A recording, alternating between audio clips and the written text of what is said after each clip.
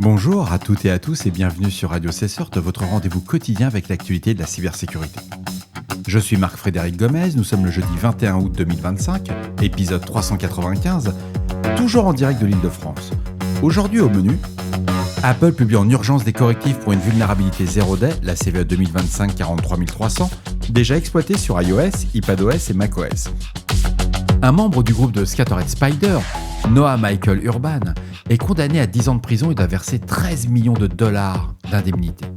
Une campagne exploite la faille critique de la CVE 2024-34401 dans GeoServer, en détournant des SDK pour monétiser la bande passante des victimes. Et enfin, Europol dément l'existence d'une fausse prime de 50 000 dollars annoncée sur Telegram visant les administrateurs de rançongiciel Krillin. Bien entendu, vous retrouverez sur le site de Radio Cessort ainsi que dans la description de l'épisode l'ensemble des sources utilisées pour cette revue d'actualité. Apple a publié le 21 août 2025, soit aujourd'hui, des mises à jour de sécurité pour corriger une vulnérabilité 0-day activement exploitée. La faille est suivie sous la CVE 2025-43300 et se situe dans le framework Image.io. Elle est due à un problème d'out-of-bound write pouvant provoquer une corruption mémoire lors du traitement des images malveillantes, permettant l'exécution de code arbitraire.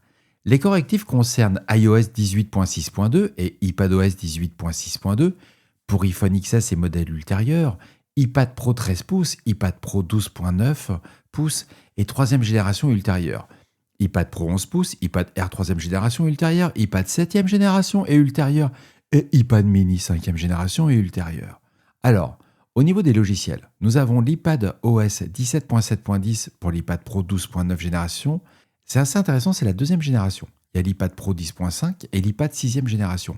macOS Sequoia n'est pas épargné avec la version 15.6.1, macOS Sonoma la 14.7.8 et macOS Ventura la 13.7.8. Apple a confirmé que la vulnérabilité est déjà exploitée dans des attaques ciblées, sophistiquées, visent des cibles de grande valeur. La correction a été réalisée par un renforcement des contrôles de bornes dans l'Image.io et la source est Peter Hans de Malwarebytes.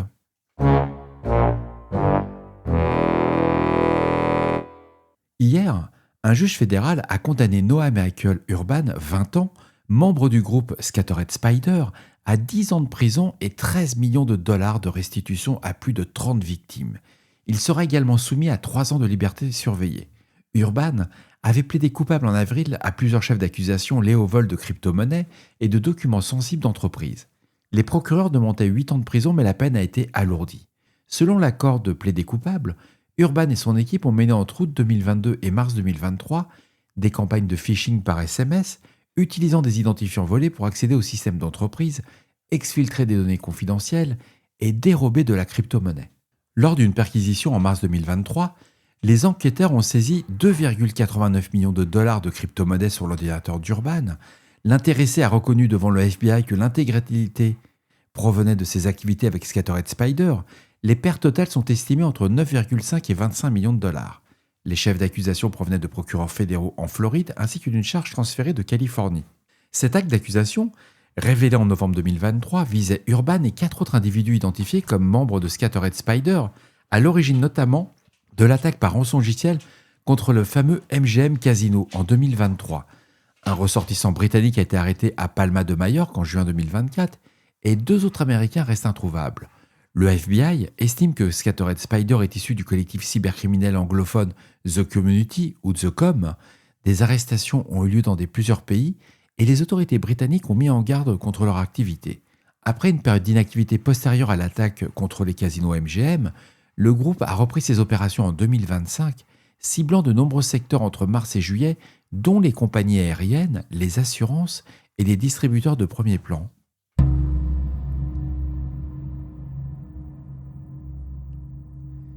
Unit 42 de Palo Alto Networks signale une campagne active exploitant la vulnérabilité connue sous la CVE 2024-36401 dans GeoServer.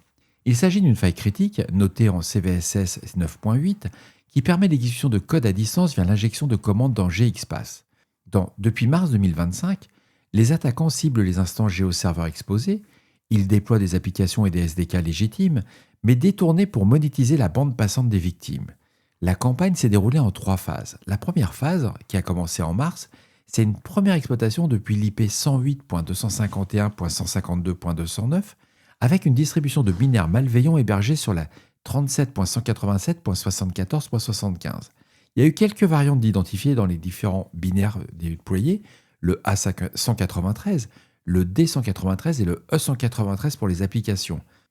Phase 2, fin mars, migration de l'infrastructure vers l'adresse IP 185.246.84.189 après détection par les communautés des différents chercheurs en cybersécurité. Mais la phase 3 est la plus intéressante, c'est celle en mi-avril. Une extension avec de nouveaux serveurs de distribution sur la 64.226.112.52, tous les anciens hôtes sont restés actifs. Et selon Cortex Xpanse, plus de 7000 serveurs géoserveurs vulnérables étaient accessibles dans 99 pays, dont la majorité en Chine, puis aux États-Unis, en Allemagne, au Royaume-Uni et à Singapour. Les binaires analysés sont décrits en Dart pour choisir pour sa portabilité sous Linux et son intégration avec un SDK non modifié. Ce détournement a permis d'exploiter discrètement les ressources réseau pour générer des revenus. Il y a eu différents indicateurs. Je vous recommande fortement l'article. Il y a énormément d'IOC. Vous avez les adresses IP, vous avez des exemples d'artefacts, vous avez du SHA-256. Vous allez avoir, c'est une analyse qui a été publiée par Zibing Zhang, Ying Han, Chao Lei et Aosh Zhang. C'est du très très bon niveau. Très beau travail de Palo Alto.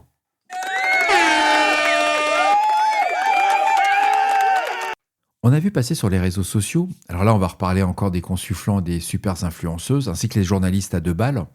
On a vu que Europol avait proposé sur des canaux Telegram de proposer une récompense de 50 000 $. Bien entendu, c'est faux. Europol, ainsi que certains membres des forces de l'ordre, dont on pourrait parler du général Fraissinet, ils ont bien expliqué, donc Blipping, que Europol a bien vraiment confirmé qu'aucun canal Telegram ne proposait de récompense de 50 000 $ au nom d'Europol. Il y a des usurpations, ce sont des gens qui ont créé des faux canaux, et l'objectif de ces canaux, c'était d'identifier 2 administrateurs du rançongiciel Quillin. Alors ce canal qui a été créé le 16 août, sous le nom de @europol-cti, vise les opérateurs utilisant les pseudonymes Haze et X-Oracle. Présenté comme coordinateur affilié de Quillin, le message affirmait s'inscrire dans une enquête internationale, ce qu'Europol a officiellement démenti. Après la confirmation, l'administrateur du faux canal a publié un nouveau message indiquant que cette opération avait pour but de tromper les chercheurs et journalistes en cybersécurité. Le message était signé par Ray, un hacker déjà lié à des intrusions chez Telefonica et Orange Group. Le rançongiciel Quillin, initialement lancé sous le nom de Agenda en août 2022, reste actif et continue de cibler des entreprises dans le monde entier.